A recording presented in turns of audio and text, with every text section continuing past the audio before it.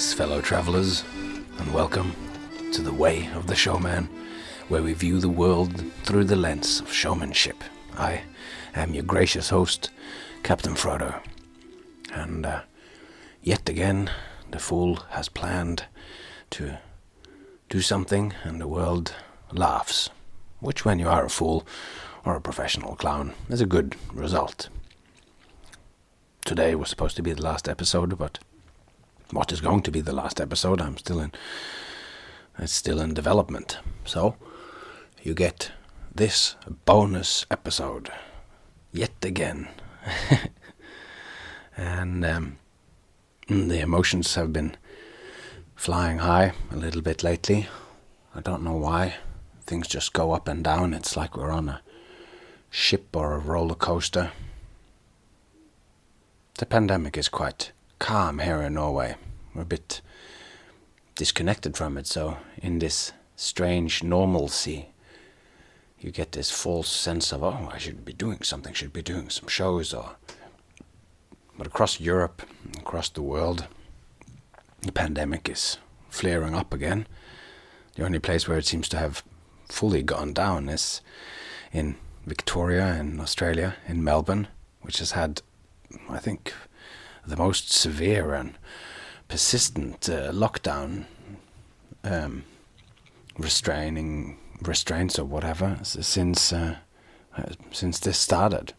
But they have gone, and they were at a similar level of having it's like a month or 6 weeks ago or whatever, whenever they started, they had 700-800 cases a day, and so did France, and so did other countries. And now France, I just saw that had like 25,000 cases in a day, and these last few days Melbourne has had 0.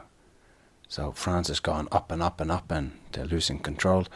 Melbourne has victoriously everyone has stayed in with lockdowns and with what is called curfews. People can't go out, you can't go more than a few kilometers. Now a lot of these things have been lifted, and I'm sure there are widespread cheering and dancing in the streets.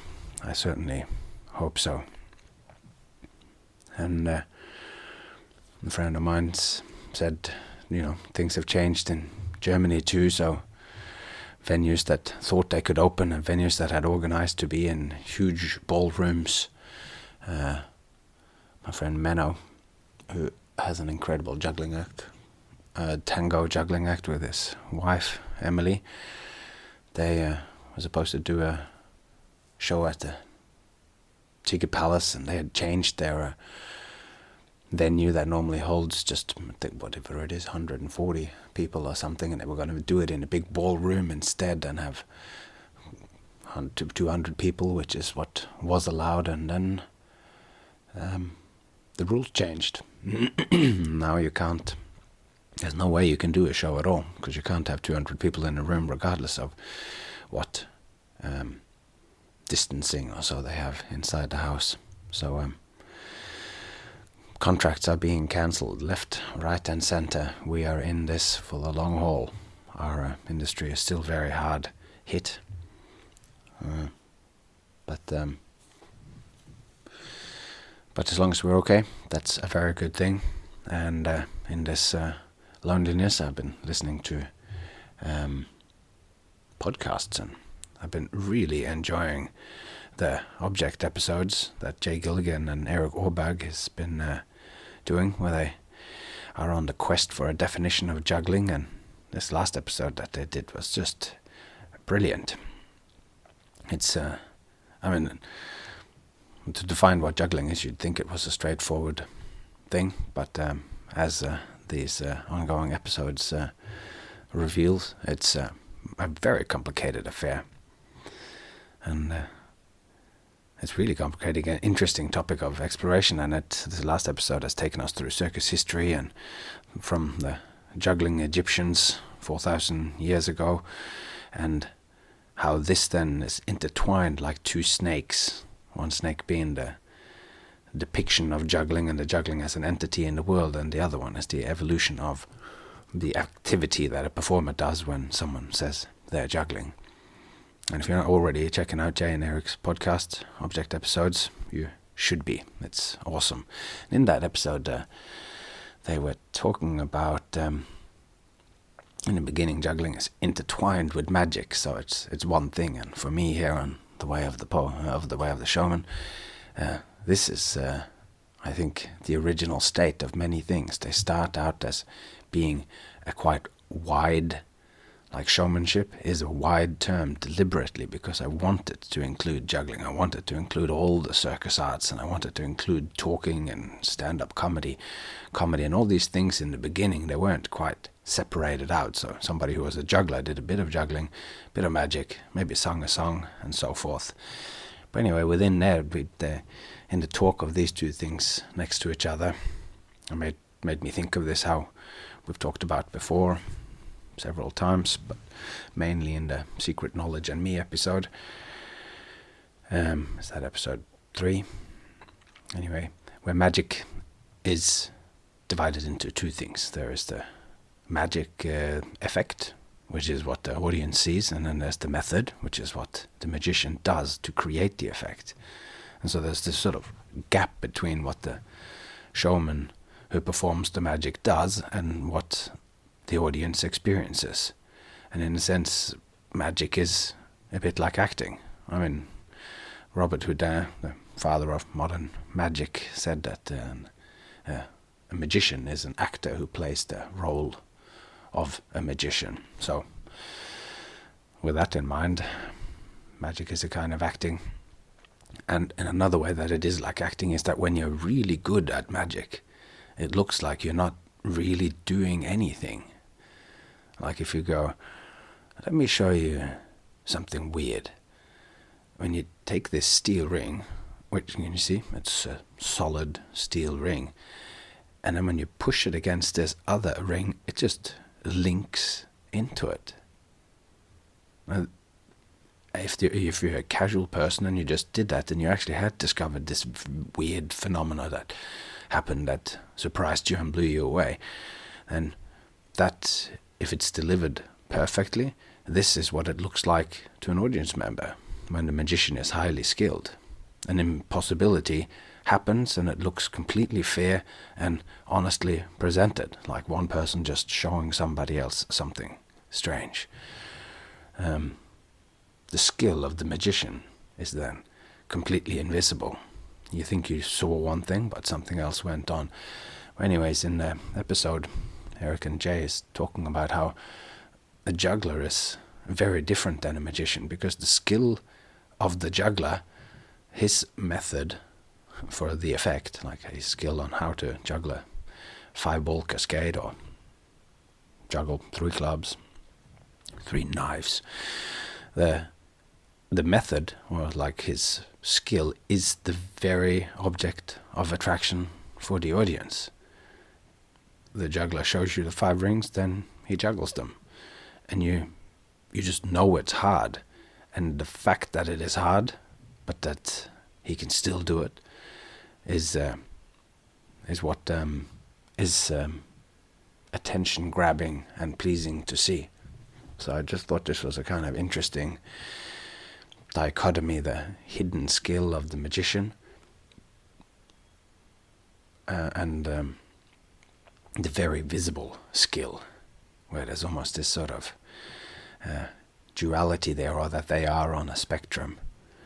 And with juggling, straightforward. What you see is what you get. And back in the end of the 90s and in the early 2000s, I did a show together with Tiger Lil, the space cowboy, and Shep Huntley, called The Happy Side Show, and that was one of the catchphrases, this, what you see is what you get. It's one of the catchphrases that we used. Shep Huntley, who was the MC of the show, would say this all the time at the end of a routine. Here at The Happy Side Show, what you see is what you get. And then we would do something crazy, swallowing swords and lying on beds and nails and lifting weights with our piercings and all that stuff, squeezing through rackets. But every now and then, when he said that, we would do it and then he would say, what you see is what you get, and then we would do something impossible, like totally impossible, because what we did wasn't juggling. we presented it like juggling, maybe not with the skill, maybe we were gonna, lift a weight, and it looked very heavy, and maybe it wasn't quite as heavy as it was. So, in a sense, what the audience saw was not juggling; it was actually magic. And there's a kind of tradition in sideshow, and that tradition, or this flavor, it's flavored with subterfuge. It was actually magic. But as a showman, we as a group were so good at that magic that all the audience saw was the effect. When somebody already knows how to swallow a sword, when somebody already has shown you that they can do all these dislocations, the fact that there's a terrible cracking sound when somebody holds a microphone up to it, you never consider that this could be added to. It could be another dimension that isn't quite real because you've already led them up to the point. And this kind of flavor of invisible skill, the magic woven into it, is a really interesting arena for us showfolk to delve into. When you already can do impossible things, what's that other impossible thing that just tips it over the edge completely into the impossible? In the sideshow world, this is kind of called grifts or scams, or I don't know, it's just little. Anyway, a bit of magic goes a long way to blow people's minds, particularly when they don't know that they're watching magic. And this is, I guess, where a whole lot of scams, religious or healing or other types of scams that are going on out there. Anyway, I was just listening to these guys talk about magic and juggling, and was just struck by this kind of spectrum of magician on one side and juggler on another, and then us doing the sideshow stuff somewhere there in the middle, where I guess you are just doing the two things, but you're getting a different kind of result for the audience.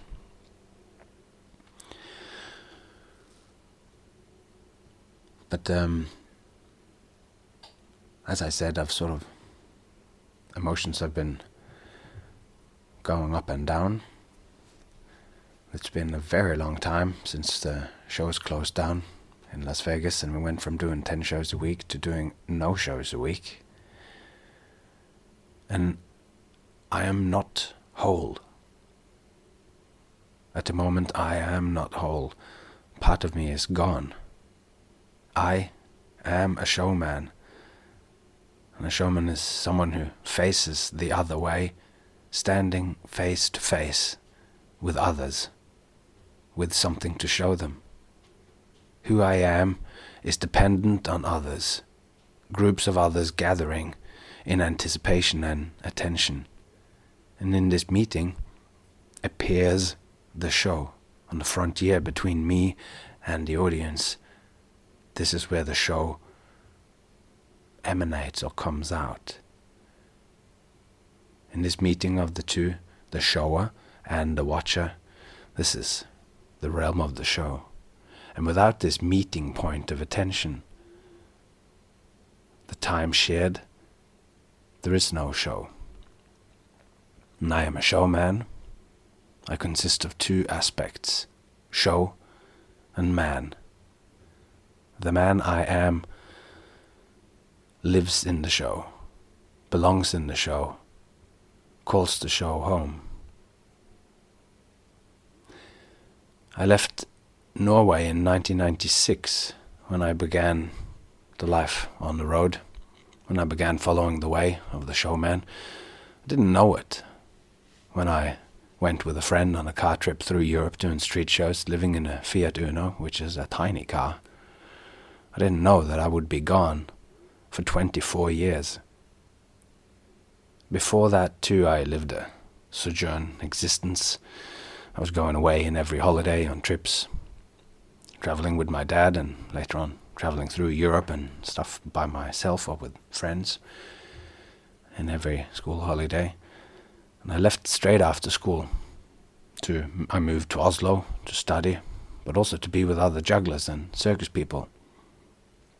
My home was already then on the road, and I developed a deep feeling of belonging, because to a third space, the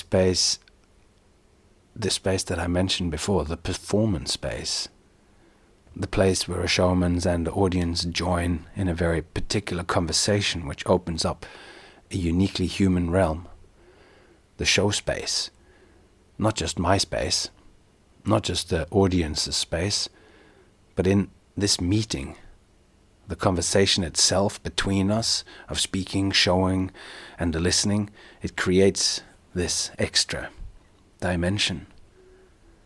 And on all my travels through Europe in the 90s, or in Australia or whatever, I've been hanging out with people and everything, but I've been going back to this place all the time. Whether we did street shows, or we did indoor shows, or we were talking about shows, or creating new routines that we wanted to do in shows, this place has been integral to myself, and it's been the place that I've visited. I've always had this feeling when we toured around with La Clique in the beginning, and we toured in the famous Spiegel tent. The tent would move from town to town, and we would go outside, and all of a sudden I'd be in Hyde Park in Sydney, and then the next time I looked out, I'd be in George Square Garden in Edinburgh, and the inside would be the same, and the outside would be totally different. And so the tent was kind of the home, but my specific home in that tent was inside the show. And I belonged there. And I've been around so many streets, and I've slept in parks and vans and in motels and hotels and on planes, and traveled every mode of transport to get to gigs, but always in a certain sense, it's to go home, to arrive at this effervescent place, the space between, the middle ground, the midway, between myself and the audience. This place is now largely gone. There are remnants, but frankly it feels like the remnants of the old world rather than the start of the new. It's like the KT boundary, makes me think of, because I love dinosaurs, at the KT, or the Cretaceous Tertiary boundary, which is the two geological times. Actually, they actually call that now the Cretaceous Paleogene boundary. It's the boundary that Alvarez found sometime, was that in the 80s, that he found that dark band of ash at about 67 million years ago, colored rock. That signifies the end of an era, the 200 million year reign of the dinosaurs after the asteroid smashed into it. Not all the dinosaurs died, just like now, not all the shows are gone, but we are still struggling. There's been a major event, and we are still adapting, just like here and there back in 67 million years ago, after the asteroid has fallen down, where the asteroid hit the Earth so hard. I always find that interesting. It's hit the Earth so hard that when you hit the Earth hard, dirt flies upwards, and some of that dirt that flew upwards, it went all the way up to the edge of the atmosphere, and some of it actually escaped and just fell up into space. I find that really incredible. And then, of course, when what was caught by the gravity then came raining down like stones of fire, setting the whole world alight. Anyway, regardless of this incredible devastation, here and there, no doubt there was a velociraptor or something, some little squeaky little animal, microraptor coming out somewhere, still alive, but actually it's gone past its peak. The dinosaurs were gone. the little velociraptors trying to chase some pesky little mammalian rodent jumping back into the holes. They didn't know it at the time, but they'd been ruling the world for 200 million years, and now it was those little mammals that was going to come out. We haven't quite found the form of what will come after this yet. But putting that aside, this special home, my special home, the home as a showman, which is our special home, the one that we all seek and the one that we're all now missing, the one that we travel halfway around the world to get to, and what a thrill that is. Get off a plane and be picked up by a limo, or arrive at a huge festival, get in front of a massive crowd, a huge audience, and also I remember for the Mullumbimby Circus Festival in Australia, northern New South Wales, I was doing a magic show in a little tent called the Tiny Top, beautiful little canvas tent, maybe 40 seats, 50 seats at the most. And the sun was just going down, and I'd finished my show. It's like a short, sharp show, 15 minutes or so. But as I'd finished and the people were leaving and I was packing up, a kid comes or pushes the door, like the canvas door. It's just a slit really, but he pushed it open and stuck his head in with his mum. And as I turned around halfway through packing up my stuff and resetting my magic props, I turned around just in time to see his face. And maybe he was like 9 years old. And I see that he realizes that he has missed the show. And this was the last show of the day. And I very quickly can see that they have been running, and his mother is like out of breath. And the front of house girl who I was working with, she says, "Oh no, sorry guys, you just missed it, it's too late." And I'm like, make this split second decision. I put on my shiny red turban with a little animal skull on the front and a big white feather, and then with a great big show voice I went, it's like, "Don't be silly. This guy, he's just in time." And I'm going over and I'm going like, "I was waiting for you. I didn't see you in the audience, and I was wondering, where are you?" And the kid looks a little bit confused, and I give them both like a big smile, and I go, "I saved the best seats and the most magical things that I have to show for just now. I saved it just for you." And then I invited a boy, and they came. Him and his mom sat there in the front row, and I did my whole show one more time, just for him and his mom. It was only a 15-minute show, but that's the beauty of this other home. This kid came in and he wanted to go to that space, you know. He wanted to go there, and I could, because everything was set up, I could invite him home. And it's a special home that I know so well.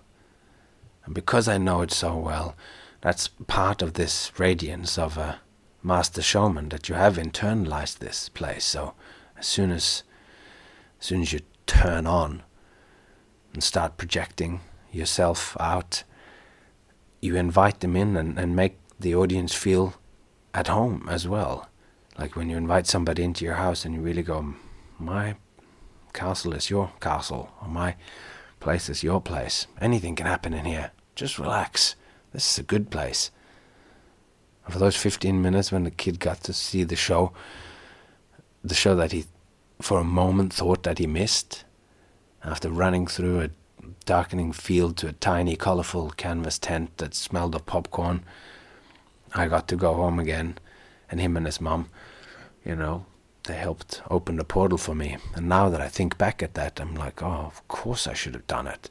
There's anything to get back to that show home for a while.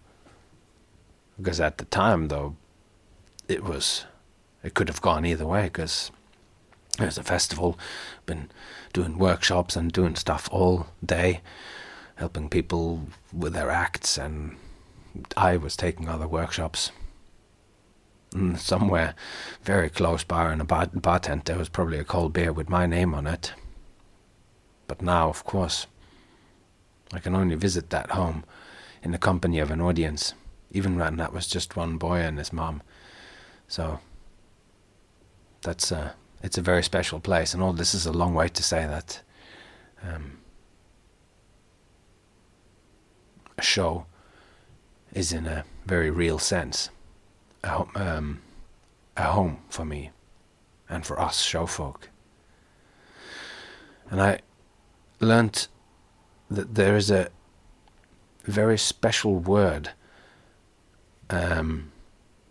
It's called Solastalgia. And it was Josh Avner from the Hideaway Circus podcast that pointed me towards this excellent term. And let's see if I can just read a little bit about what it is. Because solastalgia, it's a concept that this guy, an Australian guy called Glenn Albrecht, an Australian philosopher, and he felt that there was a need for a word, because this word solastalgia, it's a little bit related to nostalgia, as you can imagine. But before we go there, he says that the short sort of end of the definition or whatever of what solastalgia is when you have lost your home, but you haven't actually moved. So he writes, I'll just do a little read from an abstract from a paper he wrote. Solastalgia is a new concept developed to give greater meaning and clarity to environmentally induced distress, as opposed to nostalgia, the melancholia or homesickness experienced by individuals when separated from a loved home. And separated being the key there. Solastalgia is the distress that is produced by environmental change impacting on people while they are directly connected to their home environment. So it's your home has disappeared whilst you are still there. I mean, he's been developing this idea after seeing the open cut mining in northern parts of Australia, where they're just digging away the entire land, and you're digging away the whole landscape to get at the coal. So they're destroying the earth or the direct landscape to dig out something which is, in a sense, also then hurting the entire earth, our globe and our tiny blue dot in the infinite dark emptiness of space. Our earth is hanging there, and so that's an added thing to it. But this concept of because nostalgia, that's traditionally sort of been defined as a form of homesickness, melancholia, depression that people can get from being absent from home, and that they wish to return to.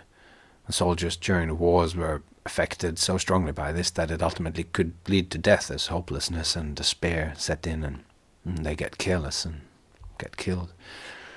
And as it turned out, sending the soldiers home cured it. Returning home cured nostalgia. Nostalgia was coined back in the 1680s or so. So it was around about the time that Leeuwenhoek peered through his microscope that we talked about last episode. But I find this idea really closely connected when we then have developed the idea of the show being a very real home for us showfolk. Then this idea that the environment has changed, even though he was thinking of it more like a physical environment, so he's thinking of environmental destruction through massive open cut mining where they're cutting into the land and basically just digging it away. So what used to be farmland or beautiful land now is just basically a hole in the ground. But the home that we have lost is a kind of inner space, or a third space, a space between us and the audience. And the environmental change that has come there is also a kind of inner space. It's a disease. It's something that's inside us that can hurt us when we are, if we do come together in groups. So I think this word, solastalgia, this emotional or existential distress that is caused by the environmental change, very real environmental change, and in a biological sense, but it's also then it's very much covers what it is that's going on for us at the moment. I am homesick, but I am still at home. And this home of the show, I found it everywhere. It used to be everywhere where I met people. At the moment, I guess, the only place where this somewhat comes back out again is here, with you. Talking to you, is a way of getting back at it. Because the home that we have all lost, it isn't really a geographical location. Our show home, the midway between ourselves and the audience, is situated in this inner geography. But it's no less real, for that matter.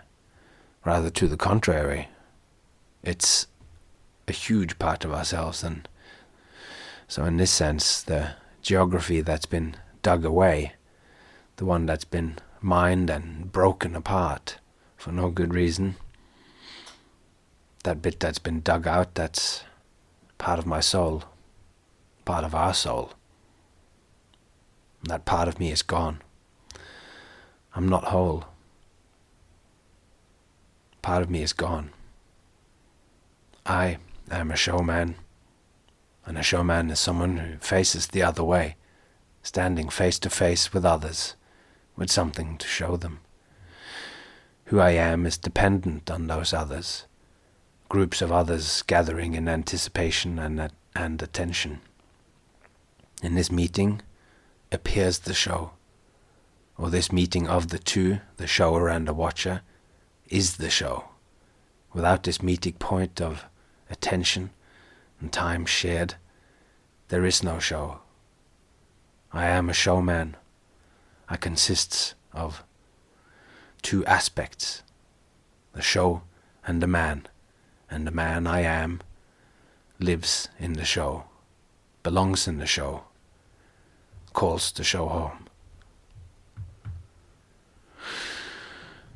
Yeah, I guess I have a little bit of this solastalgia raging. I hope you are all doing well out there, and I hope you're staying creative, and hope that you're staying positive and all of this. That's really all we have to say today. If you know someone who would benefit from listening to this, grab a hold of them. Next week will be the final episode, as I always say. Next week will be the final episode, but it really will be. I am well on the way of getting that happening, but I thought I'd just share these ideas with you about homesickness for that very special place that we all know and love. So, all that's left to be said now is take care of yourself and those you love, and I hope to see you along the way.